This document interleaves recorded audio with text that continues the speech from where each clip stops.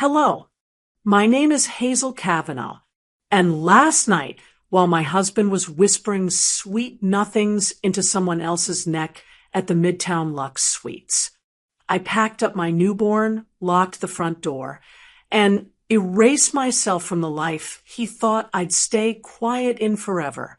No screaming, no warning, just gone. And I didn't leave because I was weak.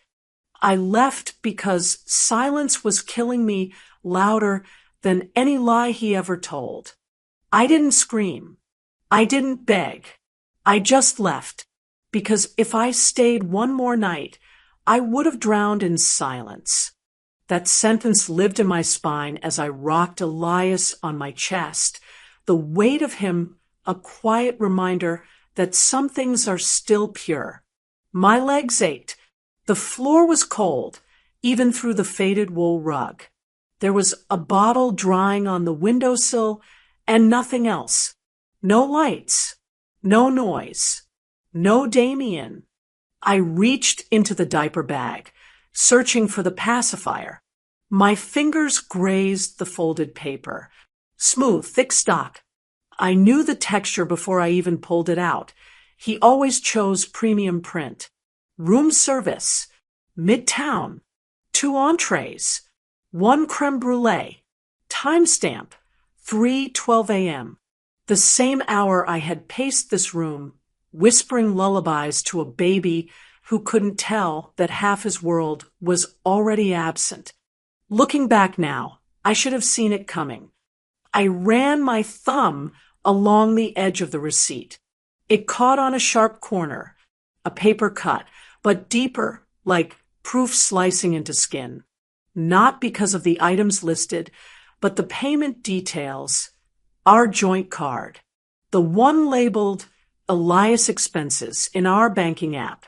He bought creme brulee and Chardonnay with my son's milk money. I didn't say a word. I didn't even cry. Instead, I folded the receipt slowly, like a letter never meant for me, and slipped it into the front zipper of the diaper bag, right between a spare onesie and a half-used pack of wipes. That's where it all started. The screen lit up before I even touched it. A ping. My thumb hovered over the notification. Sloan Morgan had posted. The name made my jaw clench, so tight my teeth ached. I tapped the screen. A photo opened. Blurred baby cheeks. A hospital wristband still on. The caption, "My little angel." It was Elias. I stopped breathing. She blurred his face like that made it less intrusive, less cruel. My hand trembled as I held the phone, not because I was afraid of her, but because I had once hugged that woman at a charity dinner. She had complimented my necklace. She had smiled too wide, too long. I didn't comment. I didn't message. I just stood, holding my child, watching someone else pretend he was theirs. I didn't know what was waiting for me next. I zipped the diaper bag with calm hands, not rushed, not shaking. I packed only what Elias needed for 48 hours. Formula, diapers, 1 soft blanket. I left my charger. I left my coat. I left the photo of our wedding day on the shelf above the TV, right where he had positioned it so guests could see it first. Elias whimpered as I buckled him into the car seat. His fingers curled around the strap like he already understood the road ahead would not be easy. I whispered against his forehead, "You're okay. We're okay. We're leaving now." The lock clicked behind me. The hallway smelled like laundry detergent and the neighbor's overcooked pasta. Familiar. Safe. But the silence of our apartment, that suffocating void, followed me all the way to the elevator. I pressed the button for the ground floor and slipped the spare key under the welcome mat. I didn't write a note. I didn't take the baby monitor. I didn't look back. I hadn't packed a thing for myself. No makeup, no toiletries, no proof that I belonged in that apartment. Because the moment I saw that receipt, I knew I didn't. I stepped into the street. The sky was dark, but Brooklyn never sleeps. A cab pulled up, headlights low and tired. The driver didn't ask where I was going. He just nodded when I gave him the address. Maya's place in Brooklyn Heights, I said softly, but even then, I knew it wasn't just Maya's anymore. It would be ours. For now. The engine hummed beneath us. Elias's breath warmed the side of my neck. I glanced out the window as we turned the corner, catching the last glimpse of our building. Our. What a ridiculous word. That place had my name on the lease, my fingerprints on every drawer, but not my heart anymore, that had been signed away in slow, silent payments, one swipe at a time. I didn't know how long I stared before the driver cleared his throat. "Ma'am, you okay back there?" No, I wasn't, but I would be. I didn't scream. I didn't beg. I just left, because if I stayed one more night, I would have drowned in silence. The sun hadn't quite risen, but the light slipping through Odessa's blinds felt too honest. Cold. Unforgiving. I sat on her couch, my coat still damp from the cab ride, my shoes untied, my body carrying the residue of someone else's bed. Elias lay on my chest, his breath shallow and rhythmic, unaware that his mother was trying to memorize how it felt to be needed. It should have felt safe, but even safety, when borrowed, feels like intrusion. Odessa moved carefully through the kitchen. I could hear her fingers brushing against the ceramic mugs, the water beginning to boil.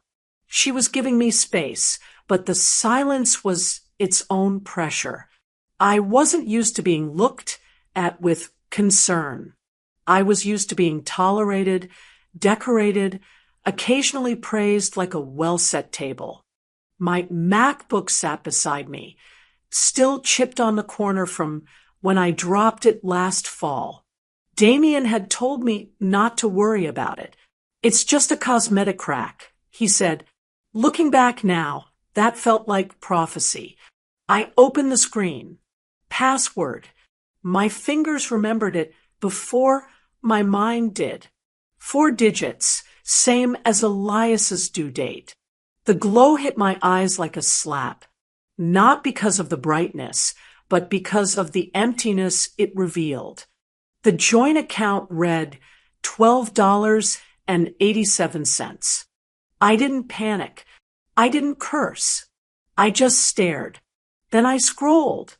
One line item at a time. Midtown Hotel. Luxury flowers. Spa World retreats. French bistro I'd never been to. Jewelry boutique in Soho. The timestamps told the story better than I ever could. While I was pushing our son into the world, he was charging a celebration set champagne package to our emergency fund. While I was nursing at 3 a.m., he was having wine delivered to room 804. I clicked View Full Statement. He hadn't just betrayed me emotionally. He'd emptied the account meant for formula and diapers to fund a life I wasn't invited to. Odessa leaned over my shoulder. Her breath caught. I didn't look at her. I couldn't. He spent our son's food money. On her spa day. I whispered. The words tasted like vinegar. She didn't speak. She just moved around and placed a cup of tea beside me. I didn't touch it. My hands had started to tremble, not from cold or grief, but fury. Contained old, loyal fury. That's when my phone lit up. Isolde G. I knew that name. I also knew that silence from her meant judgment. The fact that she was calling, it wasn't concern. It was control. I answered, not because I wanted to, but because I knew she wouldn't stop until I did. Hazel, she said, her voice too soft, too scripted. Damien's worried. He said you left in the middle of the night. That's not very stable of you, dear. I bit the inside of my cheek. The words were gentle, but they carried sharp edges. I had a receipt. I replied, voice flat, from your son, paid with our baby's milk money. There was a pause on her end, just long enough for contempt to creep in. Well, she said slowly, maybe it's best if you take a little break. Bring Elias to Long Island. Let him be with people who are stable. I hung up. I didn't let her finish. I didn't ask what she meant by people. She knew exactly what she was implying, that I was unstable, that I was emotional, that I was what? Overreacting? Postpartum crazy? She could keep that narrative. I was done playing the fragile wife card just so her son could keep pretending he was husband of the year. Odessa sat beside me. Her presence alone was enough. She didn't reach for me. She didn't try to fix it. She just stayed. I turned back to the screen, opened a new tab, typed Child Custody Law, New York State. I didn't know exactly what I was looking for, but I knew I had to look, not because I wanted a fight, but because if I didn't start protecting Elias now, there might come a day I couldn't anymore. My fingers hovered over the keyboard. I searched for custody scenarios involving financial misuse, then emotional neglect, then postpartum manipulation. The articles were cold, full of percentages and visitation terms. Still, I read every line like it held oxygen. Odessa finally spoke. Hazel, we can call Mia. She knows family law better than anyone. I nodded, not because I agreed, but because I was out of room to disagree. I looked down at Elias, still sleeping, still soft, and untouched by the weight of receipts and betrayal and legalese. He took my name off the bills. I whispered, my voice breaking into a burn. Now they want my child, too. Odessa reached for my hand. She didn't say, no, they won't. Because she knew, right now, in this world, they might. Looking back now, I didn't fully grasp what that moment meant. But something shifted. I wasn't just angry. I was awake. But exhaustion doesn't mean blindness. The cursor blinked back at me like it knew something I didn't. Damien's name sat in my inbox, untouched like a wound I wasn't ready to open. I hovered over it, then clicked. The screen refreshed, and there it was, buried inside the shared cloud folder we hadn't used in months. A file labeled Future Draft. No subject line. No recipient. I didn't breathe. I just clicked. After the baby comes, she'll be exhausted. She won't notice the transition. Sloan, and I can ease into it. We'll move slowly. Make it look natural. My brain stalled. My eyes scanned the lines again. And again, the baby he meant was Elias. The woman he was referring to, me, was an afterthought in his strategy. Not even an obstacle. Just background noise. It wasn't an affair. It was a transfer of ownership. I didn't cry. I didn't scream. I sat still, elbows pressed into my knees, laptop balancing on shaking thighs. Damien hadn't just lied. He'd planned my irrelevance. He timed it, banking on my sleep deprivation, my stitches, the fog that descends when you become a mother, and everyone suddenly treats you like you're too soft to think.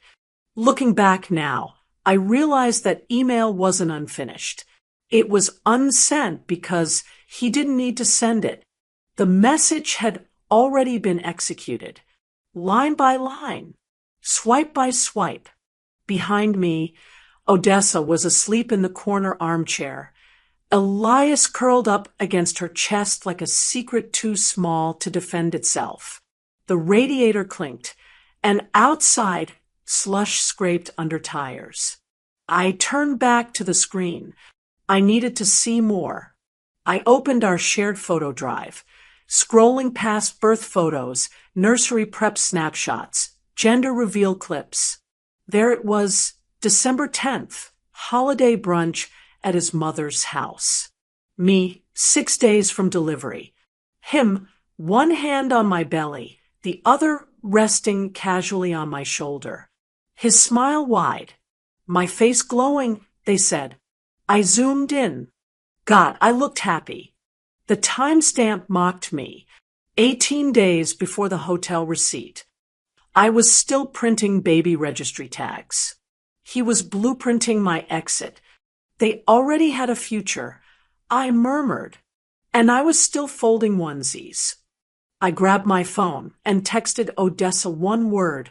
Proof. She stirred, blinking the sleep from her eyes. She looked at me at the laptop and without asking, walked over. I showed her the email. Her mouth pressed into a thin line, jaw working silently. This wasn't infidelity, I said. It was strategy. She nodded slowly.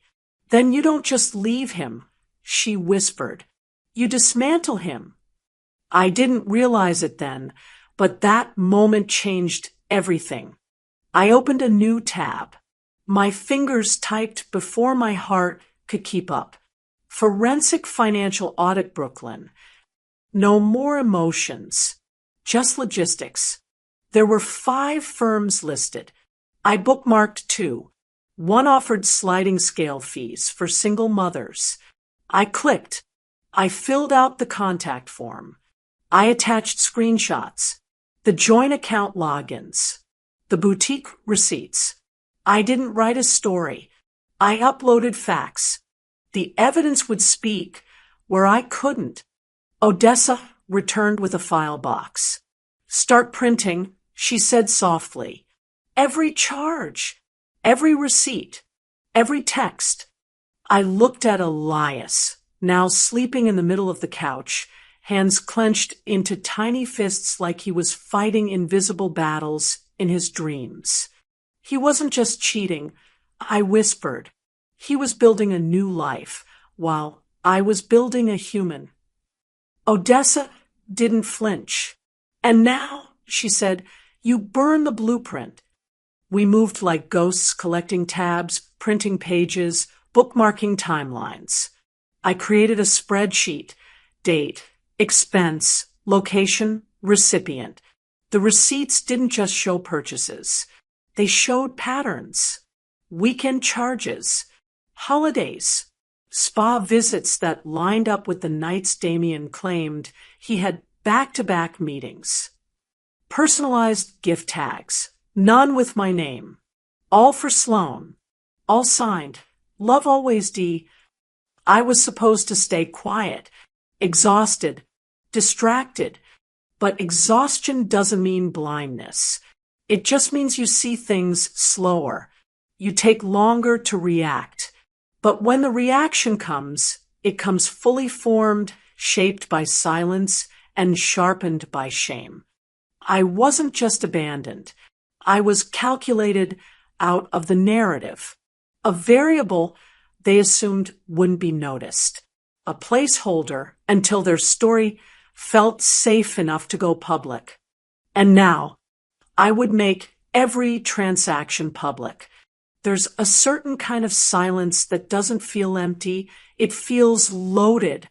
I sat at Odessa's table, smoothing the edge of an envelope she had handed me.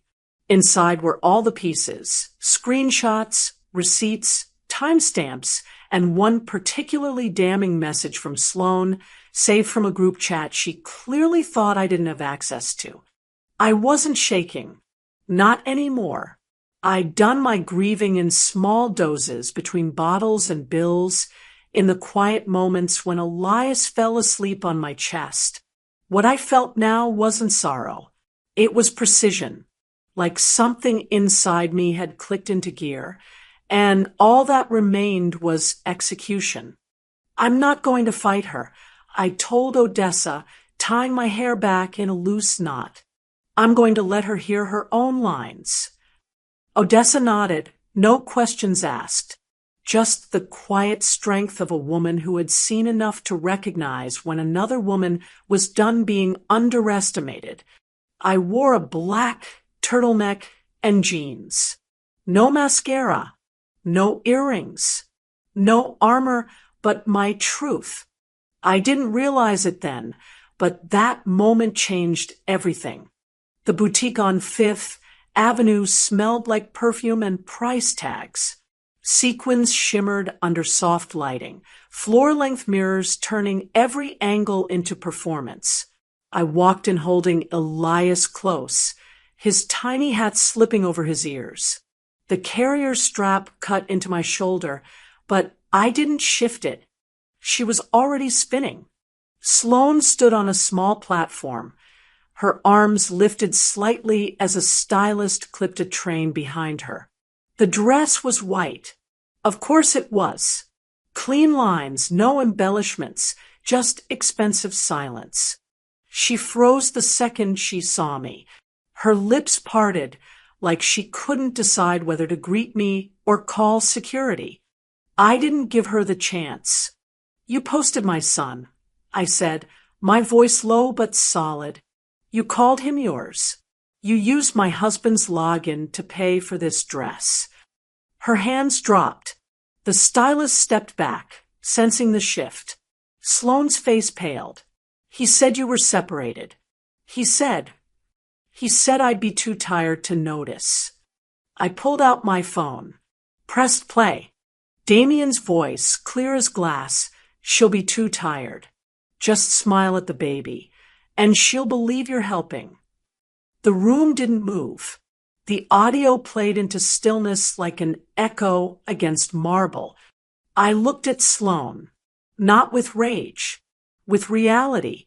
She looked younger then, or maybe just smaller. I didn't need her confession.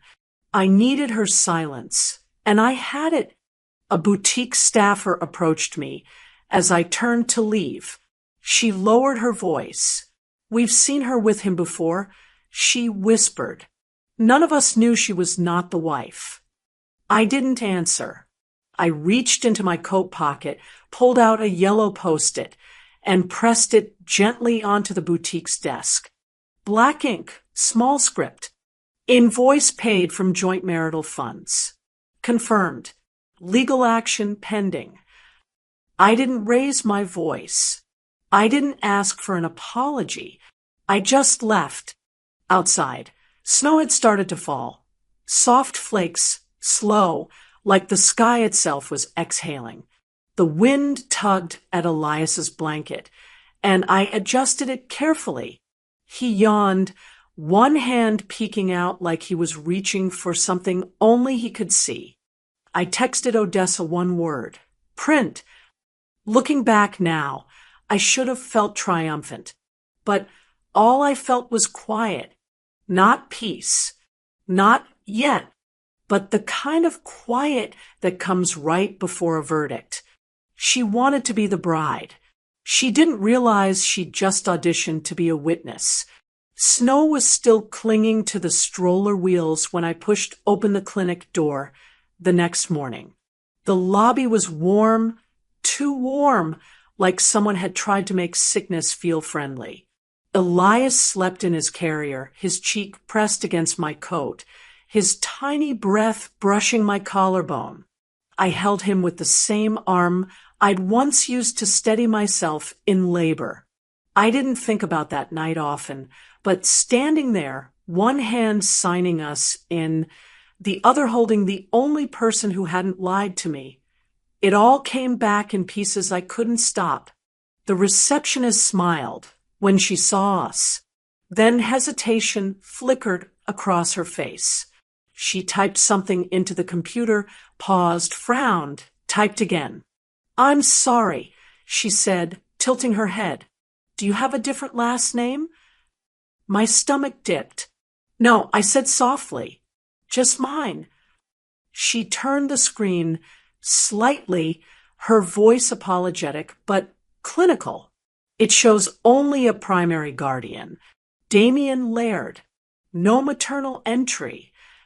She looked at Elias like he might answer for me. I felt something inside me twist. Not break, not yet, but twist hard enough to make breathing difficult. I carried him. I whispered. I tore to bring him here. How can I be missing? She didn't have an answer. They never do in moments like that. Looking back now, I should have seen it coming. We were ushered into a small room, walls painted in soft greens meant to calm parents who hadn't slept in weeks. The nurse handed me a tablet. "Please verify this is correct. Maternal fields, blank. Emergency contact, Damien. Insurance, tied to his employer. Postnatal care package, marked used." The word taunted me. Used. Like I was something disposable. I scrolled, searching for any trace of myself. Then I saw the add-on note. Recovery package claimed by Sloan Morgan. The room tilted, not physically, just the way reality bends when too many truths collide at once. "That's mine," I murmured. "That's my aftercare package." The nurse blinked, sympathetic but distant. "It was signed off last week." She hesitated. "The signature matches your joint file." Of course it did, because he had the login, the power, the narrative. I didn't know what was waiting for me next. I walked out before they could ask more questions. There was a bench in the hallway, cold and metal, and I sat down hard, Elias still sleeping without a clue that his mother had just disappeared on paper. I lifted the baby bag, the one Damien had handed me at the hospital, smiling like a man proud of himself for showing up. The moment I opened it now, the scent drifted out. Sweet, floral, something expensive and wrong. A perfume I didn't wear. Flashback flickered behind my eyes. He'd walked in that hospital room, grinning as if he'd earned applause. The office sent this, he'd said, sliding the bag onto my lap like a prize. I'd believed him. I'd even thanked him. I was too tired to think, too relieved to breathe, too hopeful to doubt. And now, he gave me a gift wrapped in someone else's scent. My throat tightened, not enough to cry, just enough to make swallowing painful. The kind of pain you learn to carry, because stopping long enough to feel it would tear you open in places stitches couldn't fix. I heard footsteps. Odessa appeared at the end of the hall, her hair damp from rushing, her scarf half tucked into her coat. Her eyes scanned my face, and whatever she saw made her expression soften in a way no sympathy ever had. She didn't ask what happened. She didn't need to. I handed her the clinic printout. She read it, jaw clenching, nostrils tightening, not at me, but at the audacity of erasing a mother from her own child's records. Odessa sat beside me, pulling out her phone. "We start documenting today," she said. "Everything." Her voice wasn't gentle. It wasn't soothing. It was steady, like truth spoken out loud after too much silence. "That's where it all started," I murmured more to myself than her. She nodded. "They want a paper trail. We'll give them one." I glanced down at Elias. His tiny fingers twitched in his sleep, curling like he was holding onto something invisible. Or maybe he was holding onto me. The version of me that refused to disappear. I didn't realize it then, but that moment changed everything. I folded the printouts, tucked them into my coat, and stood. My legs felt heavier than they had in months, but they moved anyway. For him. For me. For the truth that wouldn't erase as easily as a name on a form. They didn't just rewrite the story. They filed the paperwork to prove I was never part of it. The printouts in my coat felt heavier than the fabric could hold.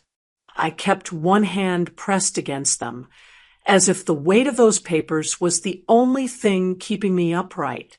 By the time Odessa and I stepped into the lobby of the legal office, the fluorescent lights above felt too sharp, like they were slicing through every layer of denial I had ever used to protect myself. I didn't want to sit down. Sitting meant staying. Staying meant accepting. But my legs finally gave out, and I sank into the chair across from Dr. Arden Poe's desk, Elias secured against my chest in his carrier, his small breath warming the hollow just beneath my throat. Poe didn't waste time. He slid a packet across the polished wood surface. "These are the transactions from the last 60 days, he said. "Take your time." I didn't need time. I already knew what I would find. Each page was a litany of choices. His choices. Hotel charges, jewelry invoices, digital transfers masked as client expenses. And at the bottom of the final page, circled in red, authorized secondary financial agent, Sloan Morgan. The letters looked almost elegant, as if betraying your wife required good penmanship. Odessa inhaled sharply beside me. I didn't look at her. I couldn't. My eyes stayed on my own hands, hands that looked too steady for what they were holding. "I'm not asking for control," I said, finally signing the separation of financial authorization. "I'm ending the illusion of equality." Looking back now, I should have seen it coming. Poe nodded, flipping to the next section. "There's more. We found unusual gift redirection. Let me show you." Odessa already had her phone out, scrolling quickly through social media. She stopped suddenly, her expression hardening. "Hazel," she whispered, "look." It was a photo from Isolde's holiday gathering. A beautifully wrapped gift basket sat in the center of the table, wine, a delicate bracelet, a spa voucher. The caption read, "Thank you, Sloan, for the thoughtful gifts." My breath caught, not because the gift was expensive, but because I recognized it. I had chosen every piece. I had wrapped that basket with my own hands. I had marked the card from us. He didn't just spend my money. He signed her name on my kindness. Poe cleared his throat gently. "This level of misappropriation will matter in court. But we need to act now, before he moves more funds." "I'm ready," I said, though the steadiness in my voice didn't feel like it belonged to me. He tapped his pen against final document. "We recommend creating a trust exclusively in your son's name. Move everything you can. Any savings, freelance income, child-related reimbursements. Once inside the trust, he cannot legally access it." He slid it toward me. "Let him try to take back what's already protected." My signature landed on the page with a firm, quiet stroke. Odessa exhaled, the kind of breath you release only when you've been holding someone else's fear in your lungs. "If he wants to play corporate games," I murmured, "I'll play legal chess." I didn't know what was waiting for me next. Scene by scene, document by document, we built the fortress Damien never thought I'd have the strength to construct. By noon, the trust was active. By 1, the financial separation notice was notarized. By 2, Poe handed me a digital folder with every form, affidavit, and timestamp necessary to prove a year's worth of deceit. As we left the office, winter sunlight bounced harshly off the city windows. It made everything look cleaner than it felt. Back at Odessa's table, I opened my laptop, attached the trust confirmation, and typed a single line into a new email addressed to Damien. Everything I gave is now his, and only his. No anger, no accusation, just fact. I added the PDF titled Notice of Financial Disassociation, clicked send, and closed the laptop quietly. Elias stirred against me, his small fingers curling around the edge of my sweater. I pressed my lips to the top of his head, not to comfort him, but to anchor myself. They claimed my place. I claimed my son, and I used their language, finance, paper, legality, to do it. The email was out. The papers were filed.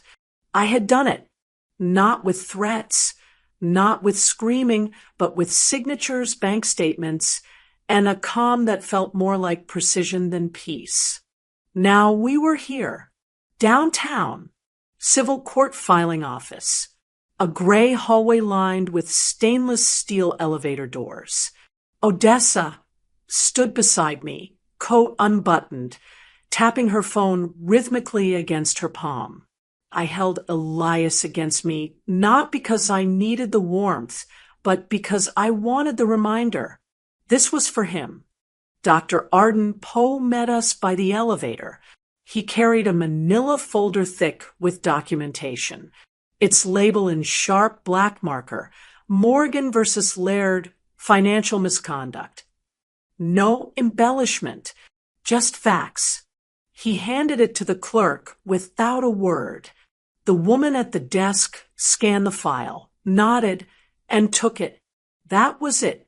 This isn't about revenge, I said quietly. It's about accountability. Looking back now, I don't think I believed myself yet, but I said it anyway. We walked back into the cold. That's where it all started. Odessa nudged me, handing over her phone. You need to see this. The screen glowed with Sloane's latest Instagram post, but it wasn't her face or another candlelit dinner with Damien. It was a formal statement from her PR agency, one I recognized, because I had helped write it back when she was a client. We value transparency. Due to unforeseen allegations, our contract with Ms. Morgan has been terminated effective immediately. The comments were brutal. Fraud queen. Married the money, not the man. Not so perfect Pierce. Every influencer that once tagged her in photos of curated brunches and skincare routines was now deleting her quietly, replacing her with someone safer, someone less, tainted. She had spent years crafting her image, and it unraveled in hours. I didn't feel satisfied. I didn't feel anything. I just closed the phone. Later that afternoon, I sat on the floor of Odessa's living room while Elias napped beside me, small fingers twitching in sleep. I was going through emails when the group chat lit up. The one I hadn't left yet. Mutual friends. Former colleagues. His inner circle. You've gone too far. He's suffering. Just let it go. You don't have to destroy his whole life. I stared at the screen, fingers hovering. Odessa grabbed her phone before I could reply. She typed, slow and deliberate. She let it go when he used her body as an alibi. The thread went silent.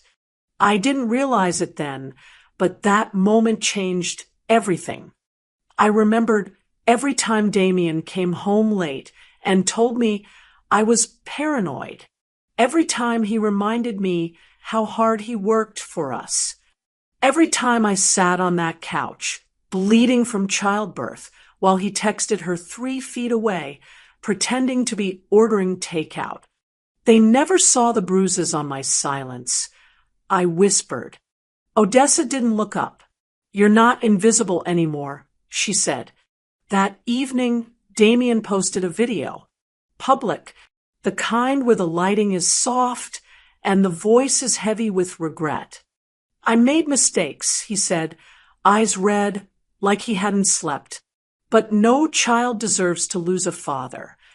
The comments split into 2 camps, the apologists and the ones who saw through it. Hazel's response, nothing. I didn't share it. I didn't repost it. I opened my private account, the one no one outside my attorney, my cousin in Vermont, and Odessa followed. And I typed, when they can't deny what you did, they'll try to shame how you responded. Posted, no hashtags, no comments, just truth. I didn't know what was waiting for me next, but I knew this. He lost the power to silence me. So now he screams into empty rooms. The courthouse steps were colder than I expected. Maybe it was the wind, maybe it was the weight of everything that had led us here. But as I climbed them with Elias tucked inside his carrier, I felt the same heaviness I'd felt the night I left our apartment. A heaviness that didn't crush me, just reminded me I was still standing. Odessa walked beside me, her hand brushing my elbow as if she knew exactly when my knees wanted to buckle.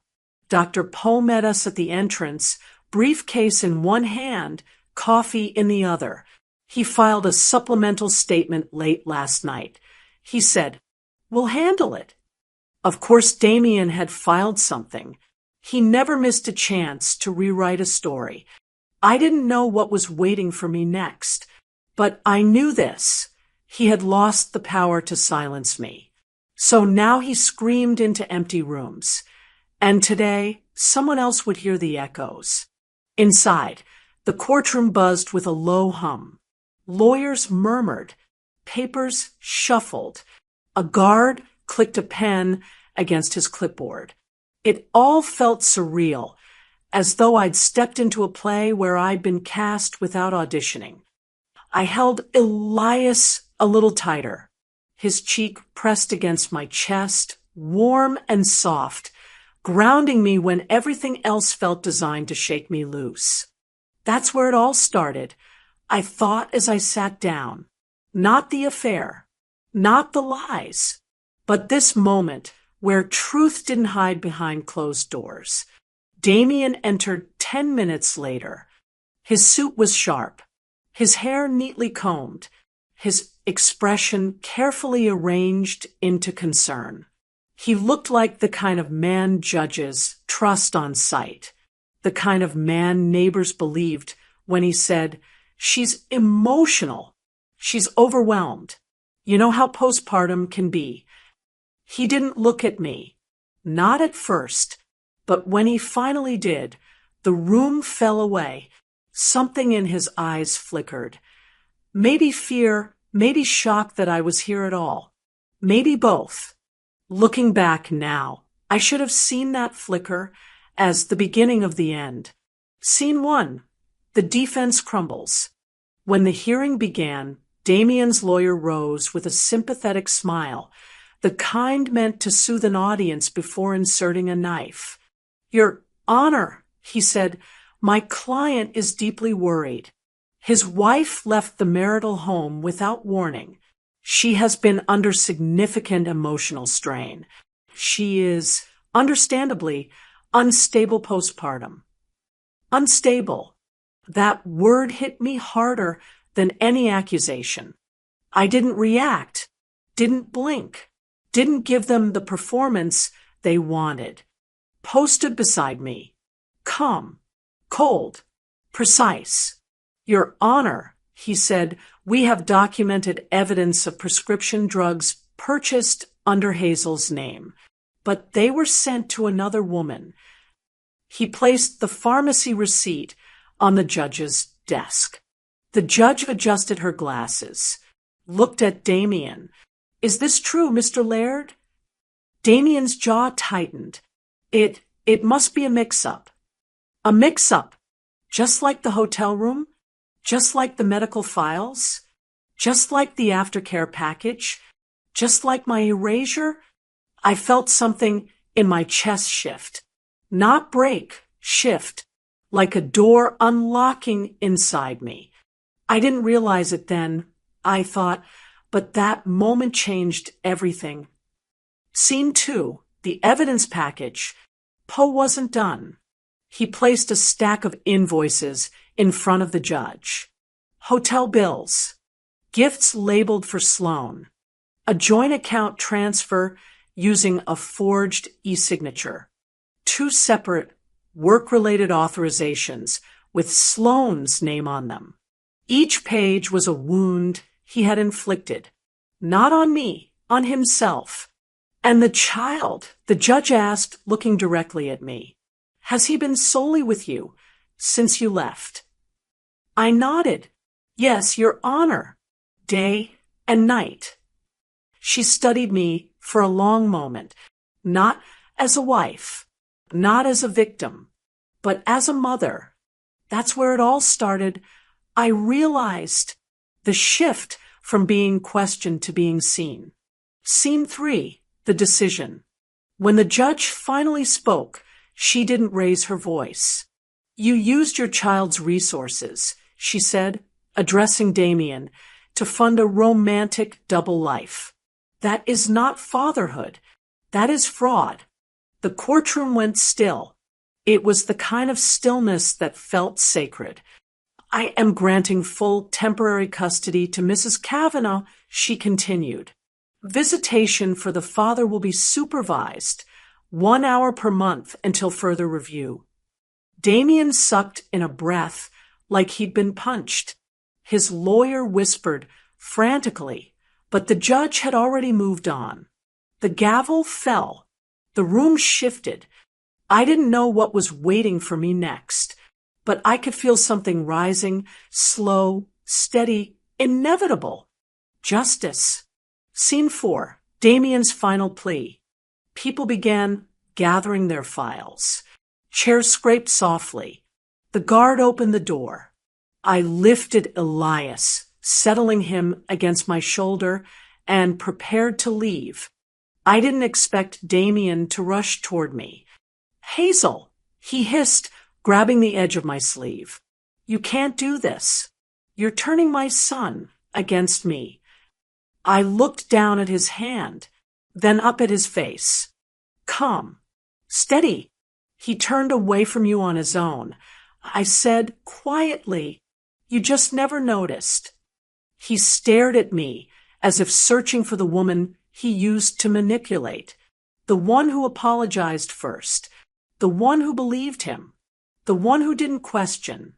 She wasn't there. I walked out without waiting for his reply. Elias shifted in my arms, resting against me with a trust that felt like a second verdict, one no judge needed to declare. I didn't ask for revenge, but justice showed up anyway. It started with the basil, a tiny green sprout pushing its way through the soil in the terracotta pot by my window. I wasn't even planning to plant anything that week, too tired, too unsure, but Elias had pointed at the seed packet on the counter and said, "Mama, leaf." So I planted. Now, a year later, that basil filled half the garden bed on our rooftop terrace. Alongside rosemary, thyme, lavender. Nothing fancy, just herbs growing wild, untrained, free. I knelt beside them in the morning light, misting their leaves gently while the city breathed around me. Spring had crept into New York like it always does, quietly, with sunlight that warmed your skin before you realized the chill was gone. Elias toddled nearby, wobbling with his bear tucked under one arm. He was in his pajamas still, feet bare, hair rumpled. Every time he giggled at a pigeon or pointed at a cloud, it felt like a tiny piece of me healed. There were no courtrooms this morning, no filings, no restraining orders or custody hearings, just breath, just dirt under my fingernails and my son's laugh echoing off the bricks. Looking back now, I didn't rebuild what Damien broke. I built something new. That's where it all started. Inside, I poured coffee into a chipped mug from a secondhand store, the kind that didn't match anything but felt like mine. My laptop rested open on the table, blinking with unread messages. I skimmed through a few. One read, "I left after your story.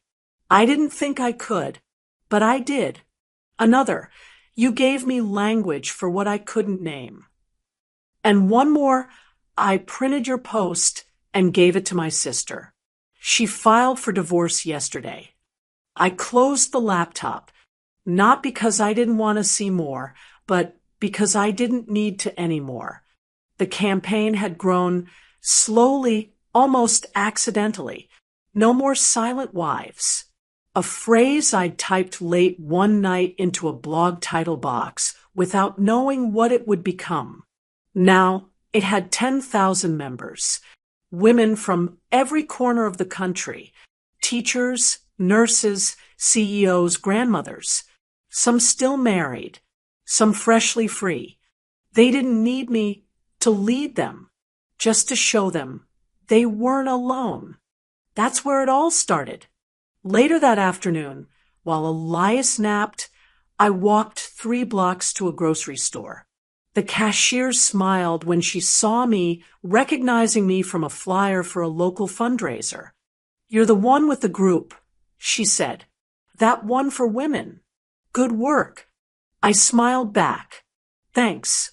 It wasn't flashy. It wasn't loud. It was real. Across town, in a quiet coffee shop, Damien sat alone. I didn't know this for certain. I hadn't seen him in person since the courthouse, but Odessa had mentioned someone spotted him there often, staring at his phone like it owed him something. That day, a photo crossed his screen. Elias, laughing, holding a paintbrush in one hand, fingers stained with blue and yellow. Behind him, slightly blurred, I stood smiling, watching him paint. We weren't tagged. The post came from a mutual friend, someone who had stopped tagging Damien months ago. He saved the photo, but he didn't comment. No one tagged him anymore. No one mentioned him. He existed only in the periphery now. They didn't erase him. I thought, standing in my kitchen with a warm towel slung over my shoulder. They just stopped centering him. That's where it all started. That night, after dinner and stories and Elias falling asleep mid-sentence, I stood at the old wooden dresser I'd brought with me from the apartment we used to share. One drawer, locked, held pieces of the past. The faded receipt, the hospital bracelet with Elias's name, the court decision printed on letterhead. I placed them inside gently, not to hide them, but to honor them, because survival doesn't mean forgetting. It means choosing what stays and what no longer deserves a place on your shelf. I turned off the lights. Outside, the city shimmered, alive with traffic and laughter and things I no longer feared missing. Inside, my son slept, safe, whole, loved. And me? I left that night because I thought I had nothing left. But leaving gave me everything. Not revenge, not triumph, just truth. And a life where my son will never learn to lie to survive. And maybe that's the real story, not about leaving or courts or custody, but about choosing not to disappear, even when someone else tries to write you out. What would you have done if you found that receipt at 3 a.m.? Let me know in the comments. I read every one. If this story moved you, don't forget to subscribe, because more women like Hazel are finding their voices, and I'll be right here to help them speak.